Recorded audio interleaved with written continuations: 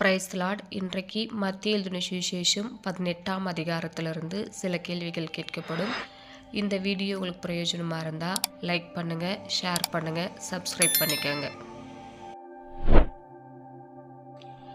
கேள்வி 1. நீங்கள் எப்படி ஆகாவிட்டால் பரலோக ராஜ்யத்தில் பிரவேசிக்க மாட்டீர்கள் என்றார்.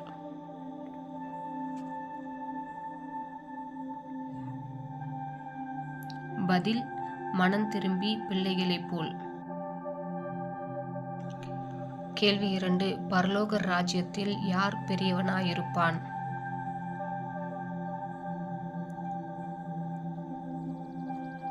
பதில்: பிள்ளையைப் போல தன்னை தாழ்த்துகிறவன். கேள்வி 3. சமுத்திரத்தின் ஆழத்திலே யாரை அமிழ்த்துகிறது அவனுக்கு நலமாயிருக்கும்?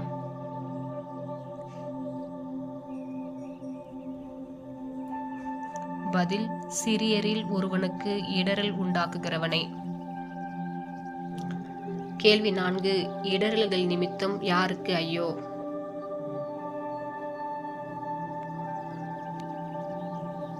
பதில்: உலகத்துக்கு. கேள்வி 5. சப்பானியாய் அல்லது ஓணனாய் எங்கே பிரவேசிப்பது உனக்கு நலமாயிருக்கும்?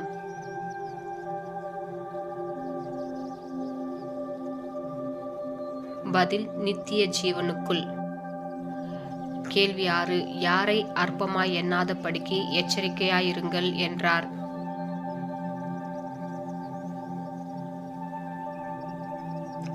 பதில்: சிறியரில் ஒருவனையும். கேள்வி 7. பரமபிதாவின் சமூகத்தை எப்போதும் தரிசிக்கிறவர்கள் யார்?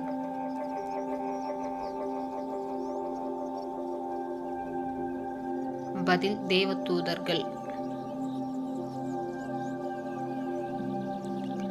கேள்வி 8. மனுஷகுமாரன் எதை ரட்சிக்க வந்தார்?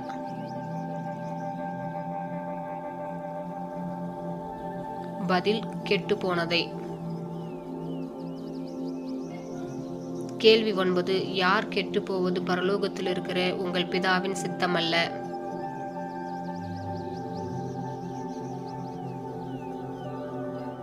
பதில்: சிறியரில் ஒருவனாகிலும். கேள்வி 10. உன் சகோதரன் சபைக்கு செவிகொடாதிருப்பானானால் உனக்கு எப்படி இருப்பானாக?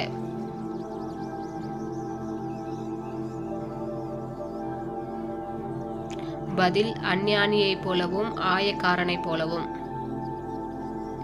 கேள்வி 11. பூலோகத்திலே நீங்கள் எவைகளை கட்டுவீர்களோ அவைகள் எங்கே கட்டப்பட்டிருக்கும்?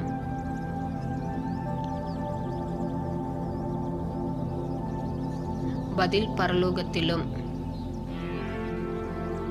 கேள்வி 12. என் சகோதரன் எனக்கு விரோதமாய் குற்றம் செய்து வந்தால் எத்தனை தரம் மன்னிக்க வேண்டும் என்று கேட்டான்.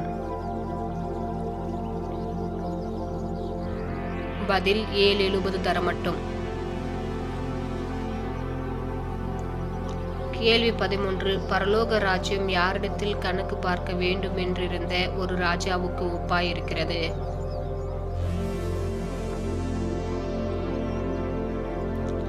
பதில்: தன் ஊழியக்காரரிடத்தில். கேள்வி 14. எத்தனை தாலந்து கடன் பட்டவனை ராஜாவுக்கு முன்பாக கொண்டு வந்தார்கள்?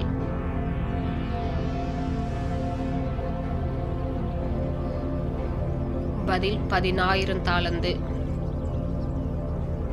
கேள்வி 15. அவன் பட்ட கடனை எல்லாம் கொடுத்து தீர்க்கும் அளவும் எங்கே அவனை ஒப்பு கொடுத்தான்?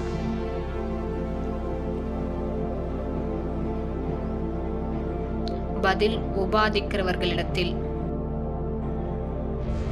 God bless you.